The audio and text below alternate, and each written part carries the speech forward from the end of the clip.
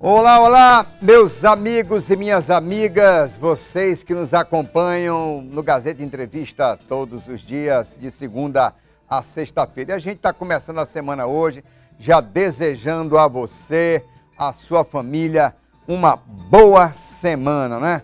Acabou o carnaval, agora o que vem pela frente é Páscoa. A gente sai de uma festa, bom, Natal, Ano Novo, Carnaval, mas já estão pensando lá na Páscoa, pois é, com muito chocolate. É isso aí, gente. Se não fosse isso também, como é que a gente ia viver, né? A gente precisa também desses intervalos no trabalho. E o nosso convidado de hoje, com muita honra, com muita alegria, é o médico infectologista Genilson Leite. Ele também que foi deputado estadual pelo PSB, né? Disputou as últimas eleições para o governo, obteve aí uma expressiva votação e está aqui com a gente hoje para conversar. Fica todo mundo especulando nas colunas, o Genilson vai ser isso, o Genilson vai não sei para onde, o Genilson já foi, já voltou. Não, nós vamos saber dele, né? Você sabe aquela história do Juca Pirama, do Gonçalves Dias. Meninos, eu vi. Se eu vi, eu posso contar. Então ele vai contar aqui para a gente, tá bom? Deputado Genilson, doutor Genilson, deputado também, porque esse é que a gente se refere quando a pessoa exerceu uma função pública, mesmo que ela não esteja na função, a última função que ela exerceu é que a gente chama. Por exemplo, Jorge Viana foi prefeito, governador e senador, né? As pessoas se referem a senador, porque foi o último cargo. É assim, deputado. Tudo bem, Astério? Tudo bom, meu amigo? Bom, primeiro dizer que é uma satisfação estar aqui, né, para conversar um pouquinho, né, sobre diversos temas aí, mas especificamente esse que você abordou, sobre os nossos possíveis caminhos, né, agora nas eleições de 2024, e como é que não só o personagem... Deixa eu lhe interromper, que eu não costumo fazer isso. Os meus entrevistados falam, porque eu gosto que a pessoa conclua seu raciocínio. Mas eu quero lhe interromper, porque a gente tem 2 blocos, e aí a gente vai deixar para falar da política no segundo bloco, tá bom? Agora nós vamos falar do Genilson, do ser humano Genilson Leite. Quero que o senhor conte um pouco da sua história. O senhor é de Tarauacá. Sim, sou de Nascido em Tarauacá. Nascido em Tarauacá. Na cidade mesmo ou nas Barrancas do Muru? Nasci nas Barrancas do Muru. Foi, olha aí. Olha aí, ó. Olha aí, ó. Os tarauacaenses aí tudo lá, ó. Viu? Lá na produção, batendo palma aí, ó. Então, Astério, eu nasci num seringal chamado Mucuripe. Mucuripe? Isso, no Alto Rio Muru. E vim para a cidade, eu tinha mais ou menos 6, 7 anos. Né, meus pais ficaram na zona rural e eu vim estudar, morar na casa da minha avó, tios. E ali, naquele período, eu passei todo o ensino primário, né? Fiz o ensino primário na casa da minha avó e tios. E aí, depois, eu fui fazer o segundo grau, que se chamava antes, né? O ensino médio. Quantos irmãos na sua família nasceram? Nós somos três irmãos, né? E a minha mãe também adotou uma filha, né? Então nós somos 4 irmãos de pai e mãe. Depois meu pai separou, aí teve outra família, né? E acabou tendo outros filhos também, que são meus irmãos, né? Mas somos bastantes, né? Desde o ponto de vista do outro casamento. E aí, como eu estava dizendo, fui fazer o ensino médio em São Paulo, em Rancharia. Ah, o senhor foi para Rancharia? Fui fazer o ensino médio técnica agrícola. O senhor é capa-gato? Capa-gato. Olha aí, muitos são, né? Muitos, inclusive assim, eu. Você também fez Rancharia, técnica agrícola, né? Rancharia tinha muitos acrianos que foram. Muitos acrianos. Jorge Viana foi para Rancharia, né? Fez ele até comentou aqui na semana passada que ele foi para Rancharia também, né? Então eu passei um tempo em Rancharia, 3 anos, aí você faz a formação técnica agrícola. Foi quando depois eu voltei para o Acre. Passei esses 3 anos e voltei para o Acre. Vim, trabalhei um tempo aqui. Trabalhou como técnico agrícola? Trabalhei como técnica agrícola. Em Rio Branco? Não, em Tarauacá. Tarauacá. Na época eu coordenei... Pela Ematé? Pela Ematé. Olha aí. Eu coordenei... Pessoal da Ematé aí, um beijo. A Ematé, né, na verdade era CEAPROF, posteriormente foi chamada. Naquela regional de Tarauacá, Feijó e Jordão. Passei a coordenar essa região, fizemos muitos trabalhos, avançamos muito no crédito para o pequeno produtor, para o médio e pequeno produtor. Trabalhamos muito essa questão da legalização das associações para que o pequeno produtor pudesse acessar o crédito, para que eles tivessem como fazer um pequeno investimento na sua comunidade. E aí, depois de trabalhar esse tempo, eu tive a oportunidade de ganhar uma bolsa e fui fazer medicina em Cuba. Pois é, como é que foi essa bolsa aí? Como é que aconteceu? Quando você foi fazer medicina? Isso, o governo cubano, ele fornecia bolsas, né? Primeiro criou uma escola, Escola Latino-Americana de Medicina, que essa escola, ela foi para receber alunos daquela região, da região Centro-América, né?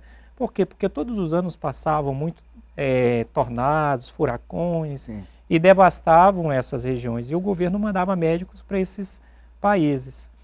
E para que o governo não seguisse mandando seus médicos para esses países, ele trouxe alunos, né, desses países. E Sim. começou a escola latino-americana com alunos da região da Centro-América e depois estendeu para cá, para a América do Sul. Foi em Havana mesmo? Em Havana. E aí foi quando eu ganhei a bolsa e fui, né, passei 6 anos e meio lá, você vai no primeiro ano, e faz o pré-médico para se adaptar com as disciplinas básicas, A língua. com o espanhol, e aí depois você entra diretamente no curso. O senhor chegou a retornar de férias ou ficou lá os 6 anos? Não, eu vinha de férias, todos os anos, todo ano eu tinha vinha de oportunidade de vir de férias, ver a família, porque afinal de contas passar um ano, né, é longe, e tinha oportunidade de vir, eu vinha. Uma época eu vim pelo Peru, outra época eu vinha pela Venezuela, outra época vinha aqui por Manaus. Conhece isso aí tudo, né? Então, nesse período foi também um período de muito aprendizado na minha vida, né? Com certeza, né? Uma experiência. Como é que foi? Como é que era? Fale um pouquinho da faculdade, da vida em Havana, porque o que a gente sabe, apesar de um pensamento muito negativo sobre Cuba por conta do sistema político, de tudo isso, mas a gente sabe que a medicina de Cuba é uma das mais, pelo menos até onde se sabe, avançadas do mundo. Olha, a questão da medicina, do ponto de vista da qualidade, do investimento, é incontestável. Acho que é difícil ter uma estratégia de saúde no planeta que tenha resultados tão bons, né? Porque eles têm uma das maiores expectativas de vida, os indicadores, né, de mortalidade infantil. Agora, o que ocorre com Cuba é que o sistema produtivo falhou.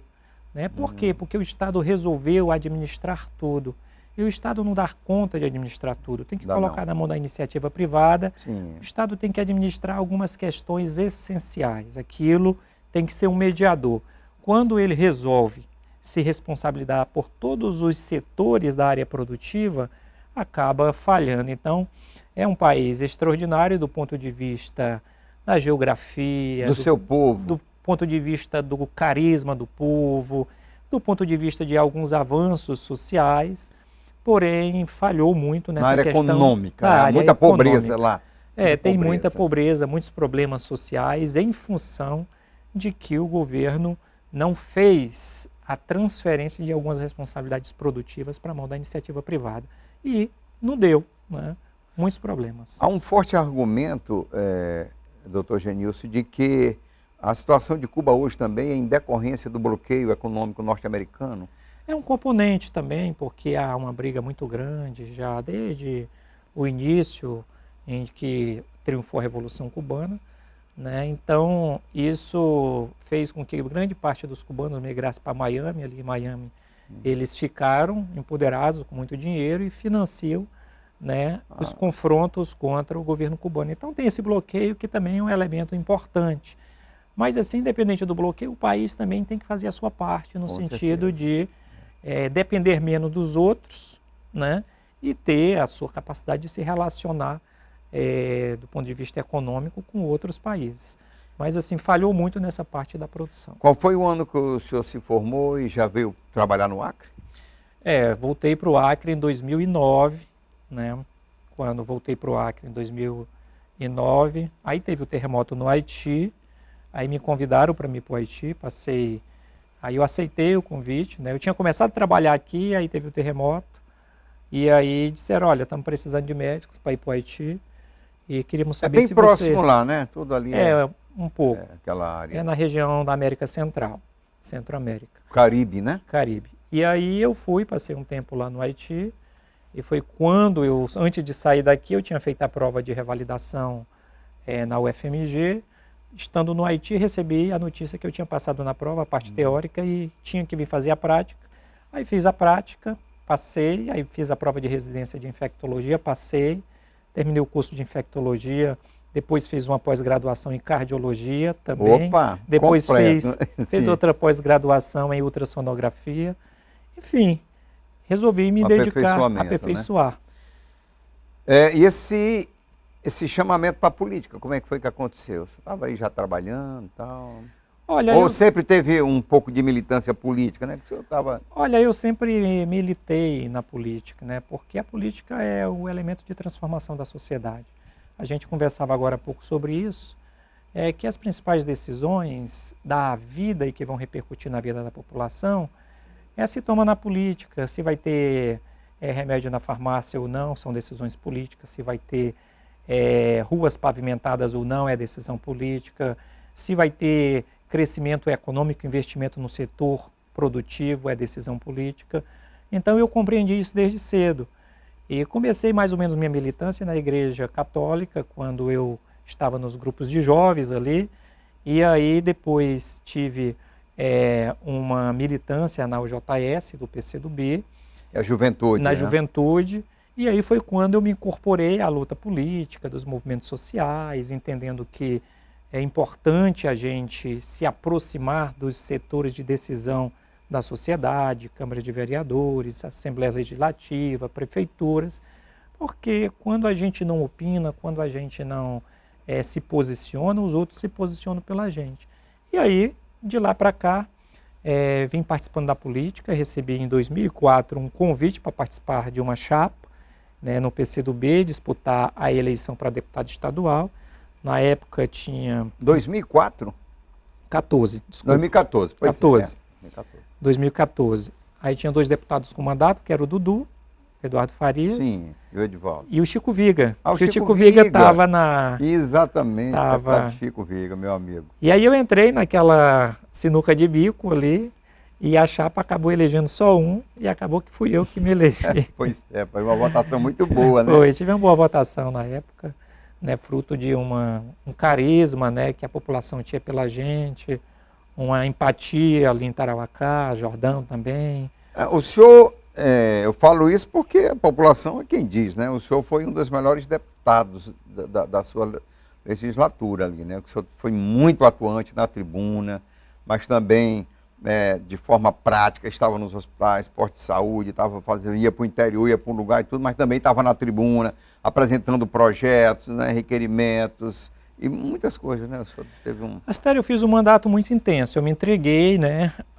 Viveu o mandato? Eu vivi o mandato, né? Eu andei praticamente esse Acre inteiro, se você perguntar, as cabeceiras do Rio Acre, fui nas cabeceiras do Rio Acre já chegando ao Peru. As cabeceiras do Rio Juruá, fui entrando no Rio Tejo, subi, Muru, Tarauacá, ou seja, estive muito presente na zona rural, porque vim da zona rural. Então entendia que a minha ida à zona rural me ajudava a levar alguma coisa para a população. E eu não levava só o verbo, eu juntava aquela minha equipe, meus amigos da área de saúde, levava remédio, consultava as pessoas, fazia exame. Então eu fiz muito isso. E também aqui nos bairros da nossa capital, não me furtava em participar dos importantes debates no plenário da Assembleia Legislativa, quando tinha que me posicionar, me posicionava, independente de fazer parte de base de governo ou não.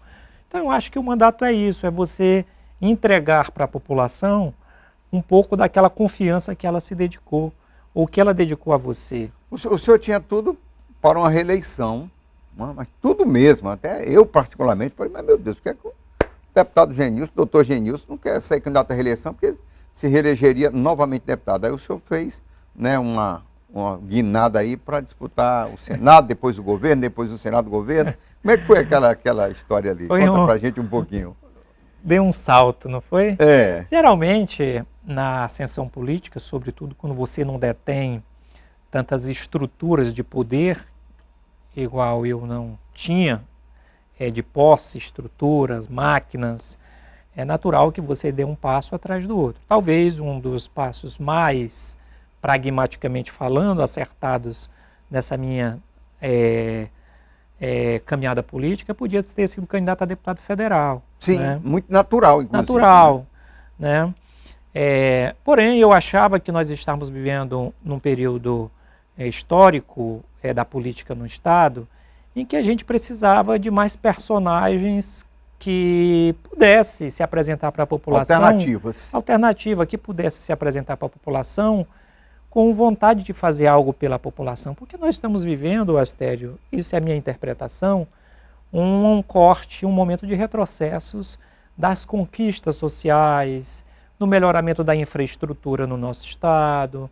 Eu acho que a gente faz muito tempo que não tem programas que tragam impactos verdadeiros na vida da população, tipo casas populares para as pessoas morarem, abertura de novas ruas nas cidades acreanas, extensão de redes de água para melhorar a chegada de água até a população, esgotamento, melhoramento no esgoto sanitário, nessas questões. Faz tempo que a gente não vê grandes projetos de inovação dos nossos parques, das nossas praças, né? Então o Acre está vivendo esse momento, esse limbo aí de progresso e desenvolvimento. Acho que nós estamos num momento, então precisa entrar gente com vontade de fazer. E eu tenho uma vivência, por sair de onde saí, eu tenho uma vivência e sei o que é um pouco das dificuldades que as pessoas passam. O cidadão comum, né? O cidadão comum. E me preparei também, fiz uma faculdade, fiz 3 pós-graduações depois, estudo bastante. Tive uma participação ali na Assembleia Legislativa de 8 anos, fui o deputado mais produtivo da história da Assembleia, desde o ponto de vista da contabilidade legislativa. Então me preparei, fiz plano de governo para poder disputar o governo. Eu entendia que eu estava entrando no momento em que o atual governador, que é o Gladys, que estava muito forte, porque detinha na sua mão as estruturas eleitorais mais fortes, que era o que era a máquina do Estado. Máquina política de uma e maneira geral, né? o apoio política, de muitos prefeitos. Então isso por si só já é uma ferramenta de disputa muito poderosa. Mas eu entendia que eu fazendo a disputa, eu podia começar a entrar nesse processo de disputa por um espaço onde você pode renovar, melhorar, inovar verdadeiramente a vida da população. E aceitei o convite do meu partido de ser candidato a governador. E aí comecei a costurar ali toda uma possível aliança, que aí o restante da história você sabe muito bem. A sociedade toda sabe. A sociedade sabe o que aconteceu. E infelizmente não deu para mim ser candidato, fizemos plano de governo, contratamos equipes, especialistas em economia, em saúde, em educação. Fizemos um plano de governo, ainda estou com ele. Um plano bem redondo, né? Bem redondo. Assim, ainda bem calçado, né? Estou com ele, está guardado lá em casa, né? Estou com ele. Na hora necessária ele vem. Na hora necessária ele vem. Então foi o que aconteceu. E aí fiz a disputa para o Senado, não ganhei a eleição, mas me senti vitorioso, porque tive uma votação que ninguém imaginava que nas condições que a gente estava, a gente podia ter 65.500 votos aqui no estado do Acre. Só na capital tirei 35 mil. Mas eu compreendo que isso foi uma demonstração de carinho que a população nos deu, né, de reconhecimento pelo trabalho ali na pandemia também, onde eu me dediquei bastante, coloquei a minha vida a serviço da população, fui para dentro das UTIs, estava faltando médico nas UTIs, eu podia ter dito, não, eu estou como parlamentar, vou ficar aqui dizendo o que pode ser feito, vou ficar aqui em casa, mas não. A mão na massa, como eu fui, passei 90 dias dentro das UTIs, atendendo a população, muitos colegas meus, né, morreram, entubei alguns que acabaram não sobrevivendo, mas enfim, a população compreendeu que a nossa mensagem de trabalho não era uma mensagem verbal, era uma mensagem de fato de colocar a mão na massa, de fazer, e me deu 65 mil votos, 65.500 votos. E eu estou com disposição, saúde. Essa disposição nós vamos falar depois do intervalo, tá bom? Tá bom. Olha aí, tá com disposição para continuar na política. A gente volta já já e vamos saber como é que vai ser a eleição municipal aqui para o doutor Genilson Leite. Já já.